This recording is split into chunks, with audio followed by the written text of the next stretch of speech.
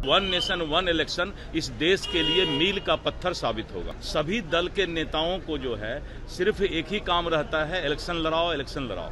One nation one election bill आने से सबसे बड़ा फायदा देशवासी को होगा। जनता को या हमारे माँ बहनों को पता है कि वादा निभा सकते हैं तो वो मोदी ही निभा सकते हैं। पनोरमा ग्रुप, जो सोचता है वो करता है। पूरा कर रहे हैं और आपने जैसा देखा कि आर्टिकल 370 भी हटा और भी जो भी हमारा एजेंडा है कि हम देश में कैसे विकसित देश बना सकते हैं। One nation one election bill आने से सबसे बड़ा फायदा देशवासी को होगा कि लाखों करोड़ रुपए का खर्च बचेगा पूरे देश में।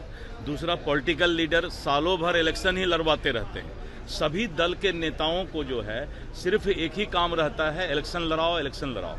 और इलेक्शन होने के चलते आपस में एक दूसरे पर तीखा प्रहार भी होता है, एक दूसरे का शिकवा शिकायत भी होता है, सब आपस में लड़ते ही रहते हैं। अगर वन नेशन वन इलेक्शन होगा तो आदमी 5 साल पूरे देश में, चाहे वो प्रदेश में हो चाहे देश में हो, सभी सरकार स्थिर होकर अपना काम कर पाएगी। इसलिए वन नेशन वन इलेक्शन इस देश के लिए मील का पत्थर साबित होगा। विपक्ष को ऐसा महसूस होता है कि हम विपक्ष है यानी विरोध करना है, बस इतना ही। जब उसको एहसास होगा तो वो सभी लोग स्वागत करेंगे। तेजस्वी यादव जो है महिलाओं को 2500 रुपए देने की बात करे सरकार भी बनाएंगे 25 में। उनका दावा है कि ये मैजिक साबित होगा हमारे लिए। ऐसा है ना कि पूरे देश में एक फोबिया हो गया है।